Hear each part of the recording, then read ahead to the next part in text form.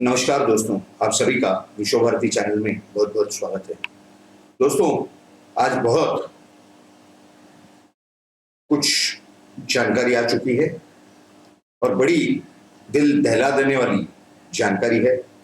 खास करके महाराष्ट्र के लिए तो ये दिल दहला देने वाली है ही है, लेकिन पूरे भारत में खलबली मच जाए इस प्रकार की जानकारी आज सूत्रों द्वारा प्राप्त हुई है। इसीलिए हम ये वीडियो बनाकर आपके सामने उपस्थित हुए हैं। आज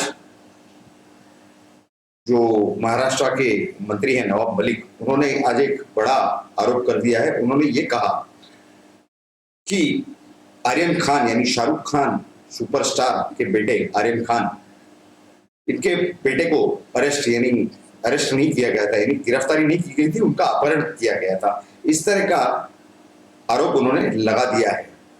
किस पर और क्या, ये पूरा समझने के लिए इस वीडियो को आपने पूरा देखना बहुत जरूरी है। इसे पूरा अंत तक आप जरूर देखें।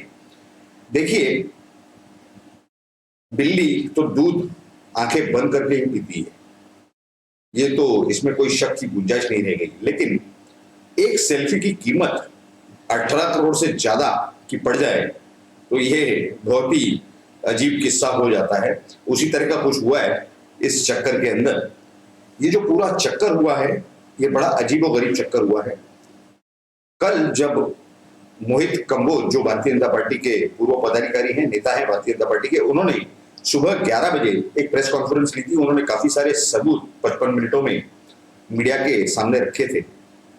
लेकिन नवाब मलिक की इस तरह की कोई आदत नहीं रही है कि सबूत वगैरह देने की, वो आरोप करते जाते हैं।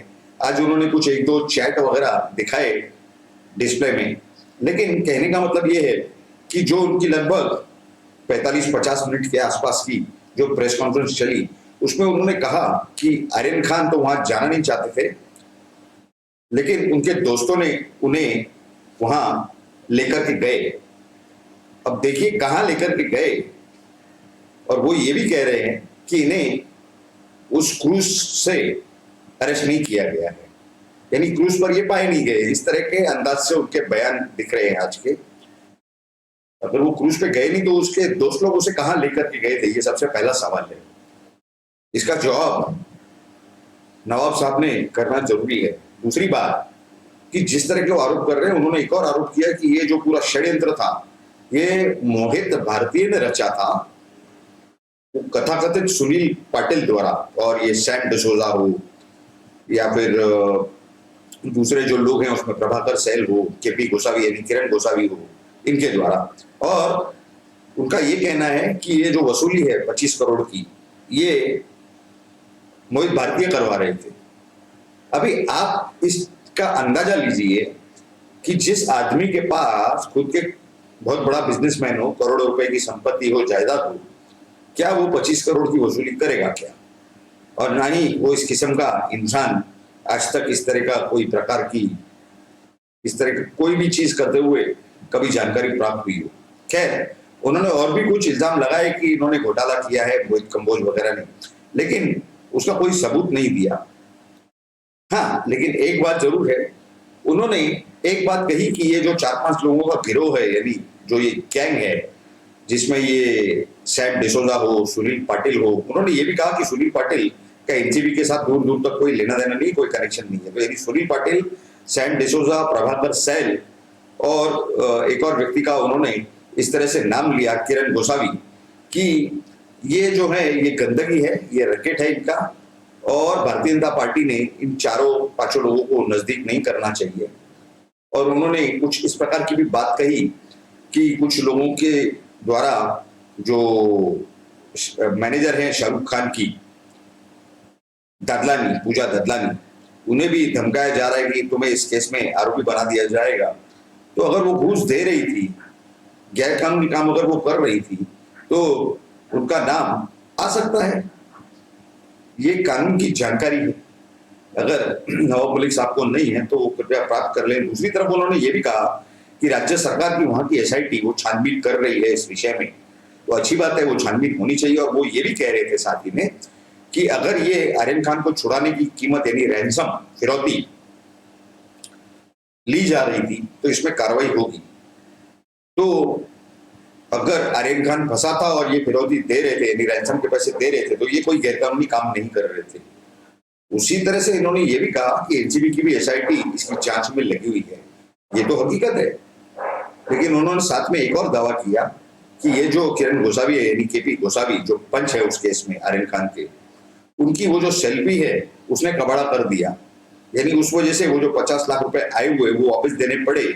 इस तरह का अंदाज सूत्रों द्वारा लगाया जा रहा था, लेकिन अब ऐसे लग रहा है कि इन्हें बाकी के 17.5 करोड़ भी शायद मिले थे और वो भी इन्हें वापस देने पड़ गए हैं। इस तरह, क्योंकि कल जो खुलासा मोहित कंबोज ने किया, नवाब मलिक ने ये कहा था कि हम होटल ललित के बारे में बहुत बड़े खुलासे करने जा रहे हैं। अब देखिए, उसी होटल ललित के विषय में पूरे जो खुलासे हैं वो तो कल मोहित कंबोज ने कर दिए, तो अब इनके पास होटल ललित के बारे में कोई ज्यादा जानकारी नहीं बच गई थी देने के लिए। वो तो यही कह रहे थे कि वहां ये लोग ड्रग्स पीते थे, वहां पार्टियां करते थे, और रात में जो ये दिल्ली से वहां पर सैम पेशोजा वगैरह आते थे और ये सभी लोग अपने साथ में कैश के मतलब पैसे वैसे लाते थे। इसी तरह की जानकारी विजय पगारे ने कल एक टीवी चैनल पर, क्षेत्रीय टीवी चैनल पर दी थी। उसके विषय में कल ही रात को हमने एक वीडियो बनाकर आपको पूरी जानकारी दी है। लेकिन जहां तक इसका सवाल है कि हमने पिछले, अगर आप देखेंगे 10-12 दिन के अंदर कुछ 2-4 वीडियो ऐसे हैं जो आपको हमारे इस यूट्यूब चैनल के होम पेज पर मिलेंगे, जहां पर कि हमने अंदाजा लगाया था और उन सवालों के जवाब अभी तक आना बाकी है कि अगर कुछ पैसे का व्यवहार चल रहा था इस पूरे काम में, और इसी पैसे के लेन देन के विषय में अगर ये नवाब मलिक जो भी आरोप लगा रहे थे उस समय समीर वानखेड़े पर, ये जानकारी उन्हें कहां से प्राप्त हो रही थी? कहीं ये तो नहीं करवा रहे थे, क्योंकि ऑलरेडी वहां पर वो जो महाविकास आघाड़ी की सरकार है महाराष्ट्र में, वो उसे महाविकास आघाड़ी कम और महाराष्ट्र के लोग, वो स्थानिक हो या कहीं और से वहां आके सेटल हुए हो, उसे महावसूली आघाड़ी के नाम से पुकारते हैं 70-80% लोगों से ज्यादा। यानी उसी बात को जहन में रखते हुए हमें ये बात ध्यान में आई थी। दूसरी एक पॉइंट हमने बताई थी पिछले कुछ वीडियोस में कि जो पूजा ददलानी है, अगर इन्होंने 50 लाख रुपए दिए थे इस किरण गोसावी या केपी गोसावी को, तो ये 50 लाख रुपए कोई 5-25 हजार नहीं है जो बिना शाहरुख खान से पूछे या बिना बताए उन्होंने दे दिए। तो इस तरह की अगर उन्होंने लांच देने की, यानी ब्राइब देने की कोशिश की है, किसी अधिकारी का नाम इन्होंने बताया करके, यानी एक तरफ तो ये एक्सटॉर्शन कर रहे थे और दूसरी तरफ ये वो एक्सटॉर्शन का पैसा ब्राइब की तरह मांग रहे थे। इस तरह का चित्र स्पष्ट रूप से दिखाई दे रहा है, नजर आ रहा है, क्योंकि ये दोनों तरफ से जो आरोप चल रहे हैं।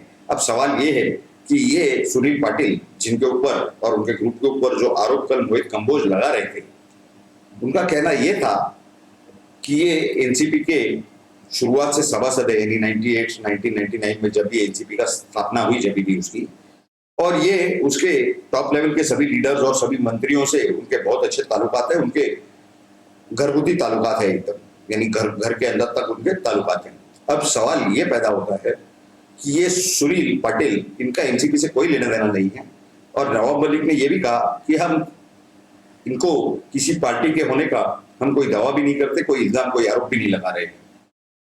अब सवाल ये है कि ये जो रैकेट वाली गैंग है, चंडाल चौकड़ी जिसे ये कह रहे थे नवाब मलिक के शब्दों में, तो ये चंडाल चौकड़ी ये कौन से राजकीय दल से संबंधित है, यानी कौन सी पॉलिटिकल पार्टी से कनेक्टेड है, ये सबसे बड़ा एक और सवाल रह जाता है। और सवाल ये भी रहता है कि नवाब मलिक को कुछ दिनों पहले जब ये जानकारी आ रही थी, जब वो समीर वानखेड़े पर पैसों के विषय में जानकारी लगा रहे थे, और कुछ इस प्रकार की भी जानकारी मीडिया में चल रही थी कि 25 करोड़ की डिमांड हुई है, क्योंकि प्रभाकर सेल ने भी कुछ जानकारी बाहर आकर के दी थी, और वो 18 करोड़ में सौदा डन हुआ है, जिसमें से 8 करोड़ रुपए समीर वानखेड़े के पास जाने हैं। जब इनकी कोई बातचीत ही नहीं हुई समीर वानखेड़े से इस विषय में, और ना ही इनका कोई इस तरह का संबंध था अगर, तो ये समीर वानखेड़े का नाम इसमें कैसे घसीटा गया? नवाब मलिक ने अगर वो नाम घसीटा तो वो कैसे घसीटा, ये भी एक और सवाल है। तो इस तरह की पूरी परिस्थिति बना करके रख दी गई है महाराष्ट्र के अंदर। वो कहते हैं ना कि कुत्ते की पूंछ अगर 100 साल आप नली में डालेंगे तो भी वो टेढ़ी की टेढ़ी रहती है, क्योंकि नली निकालो वो टेढ़ी हो जाएगी। तो इस तरह के कुछ हालात महाराष्ट्र के राजनीति के नजर आ रहे हैं स्पष्ट रूप से। अब उसमें कौन सही है और कौन गलत, सुनील पाटिल को इसमें आने की क्या जरूरत पड़ी, ये सैम डिसोजा इसके पूरे चक्कर के अंदर कैसे आए, ये किरण गोसावी, इनका संबंध जो आया वो तो सैम डिसोजा बता चुके हैं। उनका कुछ नाम, असली नाम सेनेस्टर डिसोजा इस तरह का कोई नाम है उनका। ये नवाब मलिक अपने वीडियो में, अपने प्रेस कॉन्फ्रेंस में बता रहे थे। खैर जो भी है, और वो दिल्ली के किसी कोर्ट से भगोड़ा घोषित कर किए जा चुके हैं, यानी एब्सकॉन्डर, तो उन्हें अरेस्ट क्यों नहीं किया जाता, इस तरह का सवाल भी नवाब मलिक अपने प्रेस कॉन्फ्रेंस में कर रहे थे। लेकिन फिर भी सवाल वही होता है कि अगर इस व्यवहार की पूरी जानकारी नहीं थी तो ये इस तरह के आरोप जो लगा रहे थे कि ये पूरा पैसे के लिए किया जा रहा है, तो इन्होंने ये उसी समय सुनील पाटिल का नाम क्यों नहीं बताया, उसी समय सैम डिसोजा का नाम क्यों नहीं बताया। आज वो बता रहे थे कि उनके पास ये लोग आए थे, यानी कौन, ये सुनील पाटिल कुछ दिन पहले उनके पास आकर के गए। अगर इस तरह के पुख्ता उनका जो नेटवर्क है, तो इन्होंने ये सब नाम उसी समय पिछले 15-20 दिन 25 दिन जो उन्होंने खेले हैं, या 1 महीना लगभग खेले, क्योंकि उनकी पहली जो प्रेस कॉन्फ्रेंस है वो 6 अक्टूबर 2021 को हुई है और आज 7 नवंबर 2021 है। 1 महीने के बाद वो ये पूरी जानकारी क्यों दे रहे हैं, ये सबसे बड़ा सवाल है। यानी कहीं ऐसे तो नहीं था अंदर ही अंदर की नानी पकाने वाली, नवासे खाने वाले, अब जब मोहित कंबोज ने एक्सपोज कर दिया है तो अभी हम भी पूरी बातें खोल दें और ये जो सुनील पाटिल और ये सब हैं, ये भारतीय जनता पार्टी के सर पे मर दे या समीर वानखेड़े के सर पे मर दे। क्या इस तरह का ये कोई प्रयास होने की संभावना है या नहीं है, इस पर सोचना, गंभीरता से सोचना बहुत जरूरी है। ये कई सारे सवाल जो आज खड़े हुए हैं, ये पूरी जानकारी के बाद इस पर, पूरी परिस्थिति पर हमने नजर बनाए रखी है। इसकी सूत्रों द्वारा, खासकर विश्वसनीय सूत्रों द्वारा जैसे जैसे जो जो जानकारी प्राप्त होगी वो हम आप तक जरूर पहुंचाएंगे। लेकिन ये जो सवाल और ये जो पूरी जानकारी हमने आपके सामने रखी, ये आप जरूर, आपके सभी जितने दोस्त हैं, परिवार के लोग हैं, आपके रिश्तेदार हैं, आपके अड़ोस पड़ोस के लोग हैं, आपके प्रोफेशनल क्षेत्र में, कामकाज के क्षेत्र में जो आपके जो सहकारी हैं, कलीग्स हैं, ये सभी के साथ आप जरूर इस वीडियो को शेयर कीजिए। और आप सभी लोगों से निवेदन है, और आप उनसे भी निवेदन कीजिए जिनके साथ आप शेयर करते हैं, कि इस वीडियो को देख करके, पूरी जानकारी समझ करके नीचे कमेंट बॉक्स में जरूर आपकी राय, आपका ओपिनियन जरूर नीचे कमेंट बॉक्स में लिखें, ताकि हमें भी आपके द्वारा कुछ जानकारी प्राप्त हो सके, आपकी राय जान सके हम कि आपको क्या लगता है कि वहां महाराष्ट्र में क्या चल रहा है, क्या परिस्थिति है और आगे क्या होने जा रहा है। ये तो थी अभी तक की बातें। आगे जैसे ही कुछ जानकारी प्राप्त होगी हम जरूर कुछ नया वीडियो बनाकर आपके सामने जरूर रखेंगे। आपने अगर अब तक हमारे इस चैनल को सब्सक्राइब नहीं किया है तो इस चैनल को जरूर सब्सक्राइब करें, और सब्सक्राइब के बाजू में जो बेल आइकन का स्विच है उस पर क्लिक करके ऑल नोटिफिकेशंस, यानी सभी नोटिफिकेशंस ऑन कर दें, ताकि हमारे वीडियो की सबसे पहली जानकारी आपको प्राप्त हो सके और आप हमारा हर एपिसोड, हर वीडियो तुरंत देख करके सही सही जानकारी तुरंत प्राप्त कर सके। कृपया इस जानकारी को सभी के साथ शेयर कीजिए, और आप सभी लोगों ने इस वीडियो को पूरा अंत तक देखा, इसके लिए आप सभी का बहुत बहुत धन्यवाद। भारत माता की जय, जय हिंद।